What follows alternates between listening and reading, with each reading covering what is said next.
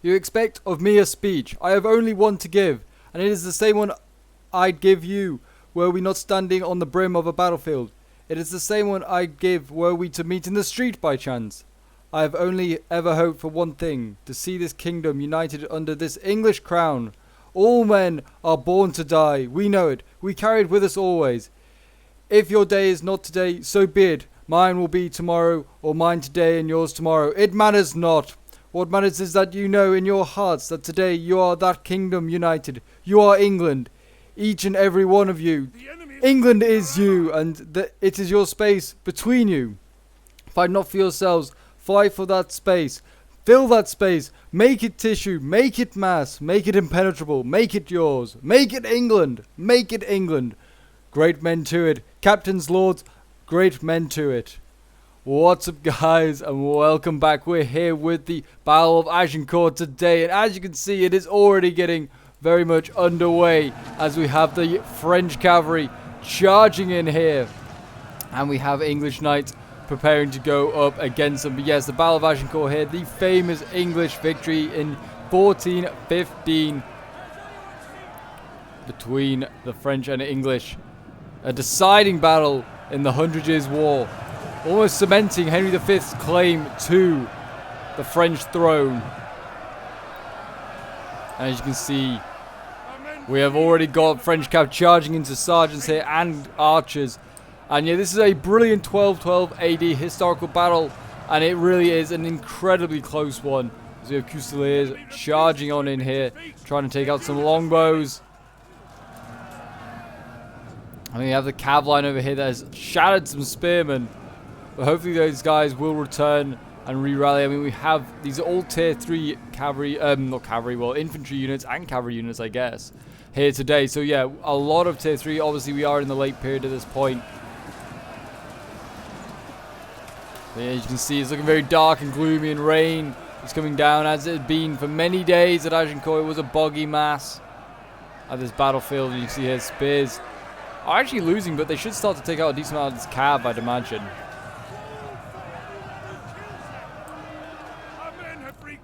You can see here more cavalry being broken. We have an English general way out here. This is not a good sign. English general all the way out here. Hard to see exactly who's on whose side in that one. But as you can see, we do have Henry V over here. It's actually a unique unit. He is a dismounted knight unit like he would have been at the battlefield. There he is himself. It's not quite looking like Timothée Chalamet from the movie The King, as that speech was from. If you didn't know, then now you do. But yeah, so we started off the scenario, this 4v4 scenario, with a cavalry charge, as we thought that just looked very cinematic, and it's kind of what the French did, and then they sent in their infantry to support, and as you can see, the infantry is now starting to come forward bit by bit. We are seeing some isolated English knights here just getting taken out. Can't really see them down there because there's just so many Frenchmen and French cavalry. We do have a French cavalry way back here as well, Sergeant Cheval trying to take out some red and new longbows. But here we go, the spears and the swords here of England preparing, and we're going to have a charge from the English sergeants. They're going to charge into some spears. And in those boys go.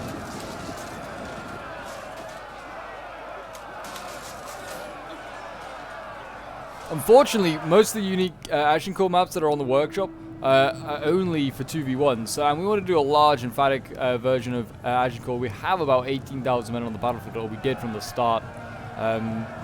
So, as you can tell, we don't have a unique Agincourt map here today. But I hope you guys understand. We try to make it as looking as Agincourt as possible. It's dark. It's autumn. So, it looks very dark and it's gloomy. And the rain's pouring down. You can see the French infantry charging here. Yes, if you're enjoying 1212 and like to see some more, do remember to leave a like, subscribe if you're new around here, and the comment show your support. It always does help out the channel. And we have a general already dead. That is not good. General and bodyguard already been killed by the English on this side. But we do have a French general charging forward here, one of the kings of France. If he can charge in and, I mean, if they could charge in their general here, they could surround him. But they have just shattered that sergeant there. That is sad to see. A sergeant of like 85 men. Jeez. Yeah, that's not so good. We have also got sergeants here chasing down archers. These archers, Yeoman and Guard are actually not too bad in combat.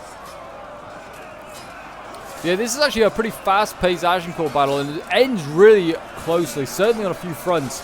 There are only a few reasons as to why I would say it ends up how it does, but the English looking to recreate history once again by winning a battle they should not in any right have won. Outnumbered, starving, tired, but they managed to defeat the nobility of France. As we got some of the nobility going in here, dismounted French chevaliers charging on in. Yeah, the longbows doing their country proud and becoming an infamous icon of England. But here we go, spear line. Being hit by swords here, sergeants of England going in.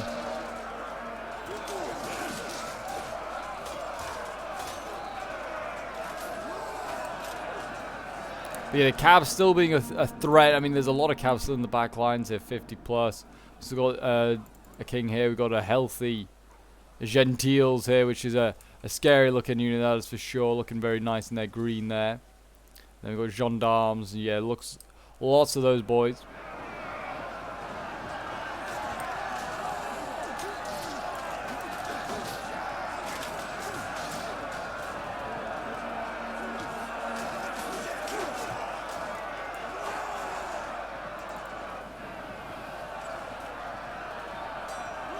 This amount of French Chevaliers losing over here as they're getting focused down though by archers, which is always good to see. The right flank for England starting to look a bit weak though. There is a lot of wavering. Sergeants and foot knights. It's probably down to a loss of general, and as you can see there, foot knights actually shattering.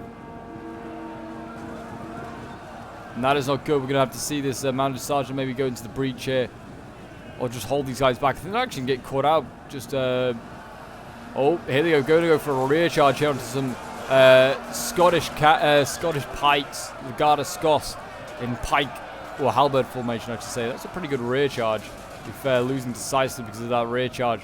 Very, very nice. Now we have shock infantry here. English foot knights going in. They're going to try and hold back the hordes over here. Yes, if you're enjoying 12-12 and like some more historical battles, or like get involved in some historical battles more like, then feel free to join the Discord. The link is down below in the description.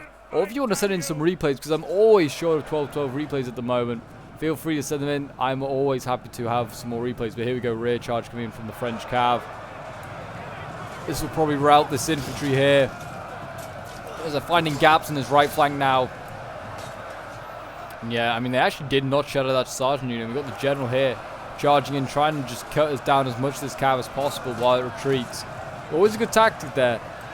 Like, attack retreating cavalry, you'll kill a whole bunch of it. It's a really easy and cheap way to kill cav. But yeah, starting to look a bit rough on that right-hand side, but a lot of breaking going on here by the English, like by the French. They're breaking quite a lot there. Also, the sense line here, starting to shatter for the French. Balance power is not in favor of the English, but you can't put it past them. It is technically a 4v3 at the moment, as this army over here is late to the battle. It actually has to join late. I mean, and also thinking the French infantry is really poor. It's kind of the part of the balancing. The English have more archers, less cav, and better infantry. And also, funnily enough, their archers are really good in melee. Actually better than sergeants.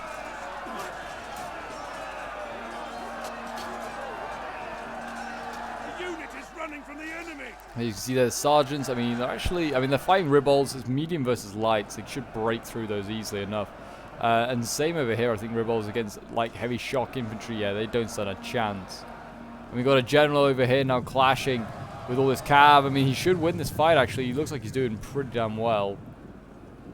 What we just need is to get archers to start focusing down weak units like generals and shock infantry. I mean, shoot this general here, like King of France, running away. And also, he's already like pretty banged up. We've got a shock infantry over here. The general is dead. That's always good to see. Yep, always good. One French general dead there. Be a big problem on this flank here. All this shock infantry and spears and swords. And it's just archers to hold them back there. That is never a good sign. But the French are starting to crumble. The English can keep plugging through here. Like plugging away here, they can do fine. Just spear straight through the middle. An ally has been vanquished. That is not good. Alright, so it's all about that. That is clear. The right flank now gone. I mean, there's a general out here just charging into Genoese crossbows. The Genoese crossbows, which are all brought and spent by the French crown and never used. And funnily enough, Crécy, another historical battle between the French and English. The French crushed their own crossbows. We have lots of breaking going on here, and the Spain going in against shock infantry. That's going to get carved up here by the scary-looking double-handed axeman.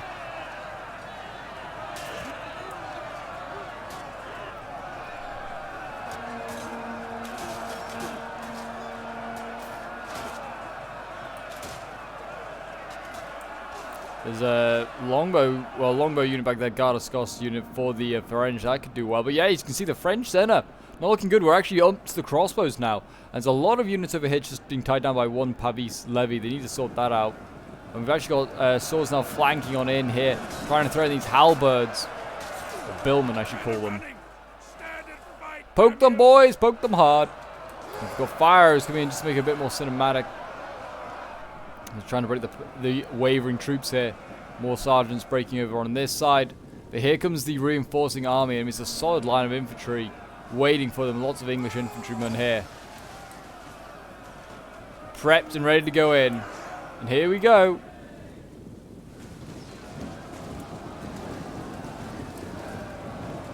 In they go for England.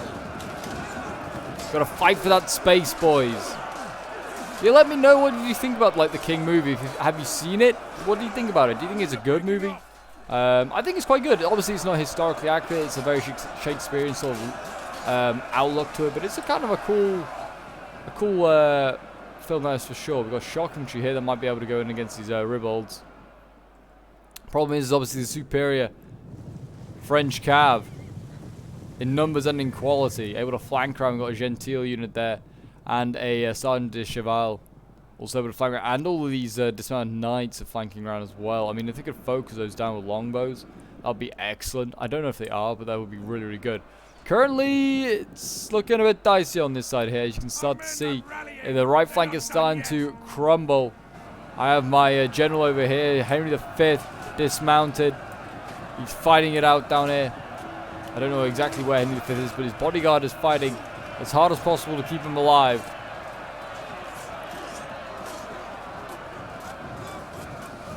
And unfortunately, he's broken. There you go. Henry V has died. The English claim to the French throne is technically over, I guess. Because Henry VI has not yet been born. Technically, I don't even think he's been consummated at this point. I don't think they've, that's how bad it is. But as you can see over here, I mean, Longbow's doing okay. They're actually pretty good in combat. They'll hold for a while. Swords here, they're wavering really early on, really easily, because they lost their generals, lost their captains, lost their king. But not all is lost. There's still hope. They could win this side pretty quickly, the English, and there's a chance. But I mean, that's a good rear charge there by the French onto the dismounted English knights.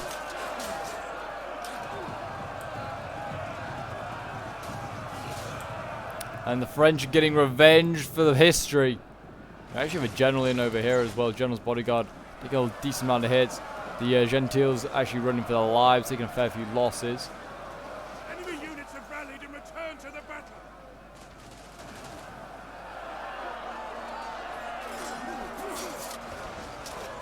Got a shock infantry battle down here to see whose is better, England's or France's.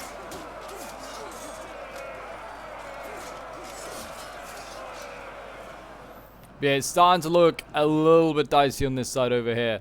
I mean, you can see the right, well, a little bit more than dicey. It's looking pretty bad. The right flank is crumbling, but a lot of the French infantry is wavering. If the longbows can just stay out of combat, then they could all just send one into combat. Then they could just shadow the rest by just focusing units down. Yeah, these red new longbows and longbowmen here just getting absolutely focused down. They don't want to get captured to the longbows, because then they're, I think it's like 2 index fingers or something like their index finger and the middle finger get like chopped off.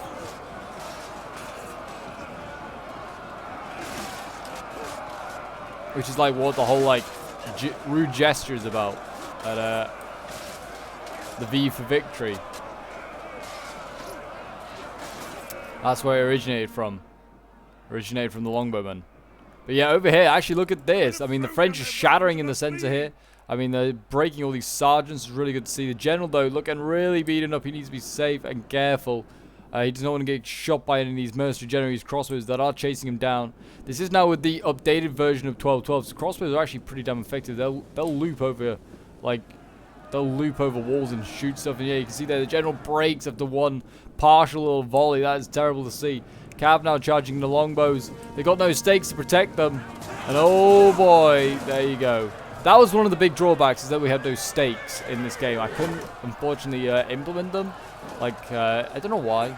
It's a shame that you can't just in land battles have equipment as well. We are losing our advantage. But yeah, so unfortunately we couldn't have stakes, which would have been massive because it could protect the archers, and I think also would have, like, well, and also meant the cav can attack in so many places. They'd have to be careful. Yeah, look at this. Shockingly starting to break at 125 men. And it looks as though England is going to be defeated here at Agincourt. And history is going to be changed. And it is going to be a sad day for England, that is for sure. Billman here battling off against some halberds. And I think we're about to see, well, an English mass rout in a moment. Or, well, not mass rout, but whatever's left is routing. But yeah, funnily enough over here, look, as you can see, there isn't much left of the French, like, left and center. We did a lot of damage. I mean, this is mainly the French right over here. But yeah, I mean, there's not much left. For we having 2,000 less men, we didn't leave them with many men left. It was a valiant defeat, as you can see there, for the English. We did a pretty damn good job. I personally think if we had stakes and we hadn't lost that general on the right flank so early, would have been closer. That is for sure. Maybe not one, but certainly closer. Obviously, the French had a massive amount of cav to make it historically accurate. The French did have loads. And the English had technically all fought on foot, yes, as many of you will say. But to have no cav in 1212 is suicide. That is for sure. But yeah, so yeah, I was playing as one of the English armies here. Unfortunately, Henry V, sorry, got little to no kills. He just got focused down a lot. So I then ventured to send him in. He was just quite weak. 263 kills though with the English Flood Knights and 211 with the others, very good. Sergeants 225 kills, 120 kills. Archers 152 kills, and these probably were mostly from melee. My archers, the problem with like Agincourt was that we just didn't get enough time to fire our shots off. Again, with the stakes, maybe we would have been able to do that. Who knows? Ended up playing as the right flank, I believe, of the Kingdom of England, getting 107 kills with his general before he died, before his flank then collapsed as well. English Foot Knights getting 209 kills, Sergeants 133, and his English Knights 65 kills. Then we have Omens playing as another Kingdom of England, 104 kills with his general's bodyguard, 270 with his English Foot Knights, 83 with his Billman, 136 with his Sergeants, 133 with another. Archers getting 110, 131. And his cav getting 75. Then Josman's playing as the left flank of the English, getting 276 kills with his general, 133, 121, 161 with his English Foot Knights. Some good kills there, steady. 101 kills with the Sergeants, 107 with another, 108 in fact is the best of the bunch. And his archers not doing too great, 57 kills with his mounted Sergeants. Then we have God, who is playing as the reinforcing French army. 238 kills with his King of France, and he's still healthy. 163 kills with his dismounted French Chevaliers. Polearm's getting 129 kills, and his Gentiles getting 173. Then we have Queck, Headtaker, playing as, I believe he was in the center, getting 354 kills with his King of France before he died. 167 with the French Chevaliers. His Sergeants, 115 kills. And then his Sergeant Cheval getting 121 kills. Custeliers getting 111. As you can see, a lot of cav here in this army. And we have Major Sharpyard, even more cav. Getting 260 kills with the Gendarmes, 190 with another one. 398 with the Gentile, and it's still healthy. 113 with the Chevaliers, 140 with another one here. Crossbows getting 114 kills, pretty steady. That's actually pretty good for a crossbow unit in a land battle. 123 kills with the Sergeants. And then we have Cyrus playing as the final Kingdom of France. 206 kills with his general. His infantry, yeah, didn't do much, just broke. 98 kills with his sergeants here. 119 with his Genoese crossbows. And then his cav getting 86 kills, the best of the bunch there. But there you go, guys. That is the Battle of Agincourt today. History has been changed. If you want to see more 12-12 action, do remember to leave a like, subscribe if you're new around here, and comment, show support. And I'll see you guys in the next one. Bye for now.